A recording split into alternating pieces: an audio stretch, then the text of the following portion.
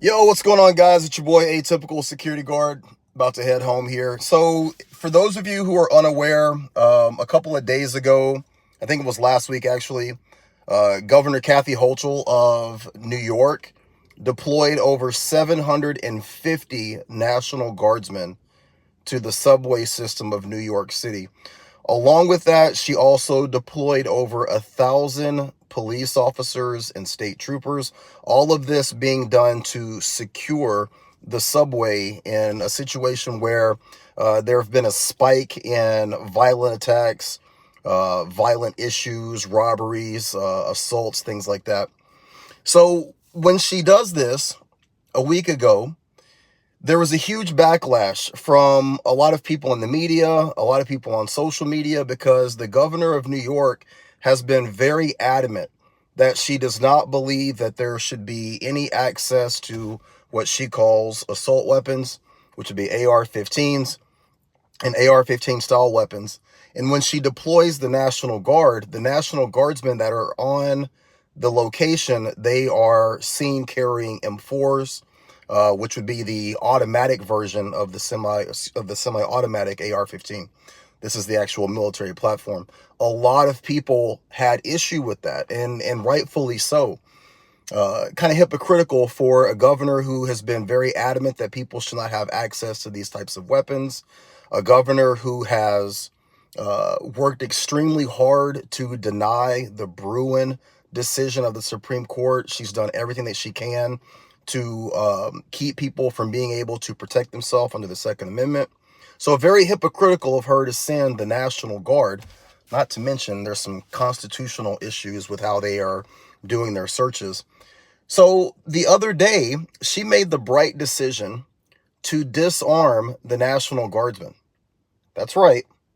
The governor of New York made the decision to take away the rifles of the National Guardsmen that she sent into the subway system to deal with crime. So not only is she keeping the public from being able to protect themselves by declaring the subway system as a sensitive location, not only is she keeping people from being able to protect themselves by not allowing people to get their concealed carry license, she also is taking away the opportunity for the National Guardsmen to actually do their job by disarming them as well. Well, yesterday, all of this came to a head when there was, yes, you guessed it, a shooting in the subway. So despite there being 750 National Guardsmen, despite there being over 1,000 law enforcement officers, in the exact moment that it was needed, there was not a law enforcement officer or a National Guardsman there to stop this shooting that happened yesterday from happening. So my question to anyone who's watching this now, to anyone who watches this in the future, those of you who support gun control policies, those of you who have the idea that the government will protect you, that the government will take care of all of your needs in terms of personal protection, what say you now? All of the military personnel that were there, all of the police officers that were there, and there are videos right now, you can actually find cell phone footage from the shooting where all of the people who were in this one subway car have now run to the back of the subway car. I find it very, very interesting. Some news outlets are cutting the video right at this one particular point. There's a point in which everyone is in the back of the subway car and you hear someone say, "Where are all of the police officers?" Where are all the police officers indeed? So my question to you guys, what say you now?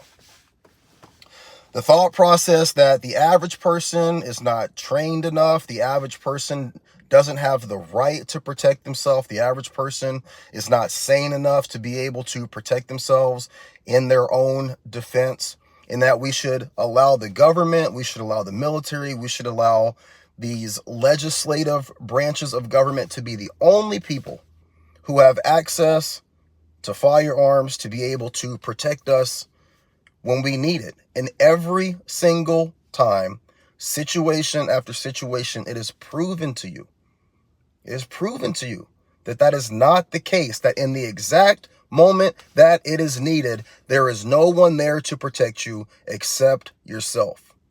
What is it going to take? What is it going to take for you guys to start operating from reality? I say this not as a rhetorical question. I say this as an actual question. To all those people who were cowering in the back of that subway car, 20, 30 people cowering, men sniveling and crying at the thought of one person at the other end of that subway car with a firearm. No one willing to address the situation, no one willing to stand up and deal with that situation. Everyone hoping that someone else was going to come in and take care of the situation and save them.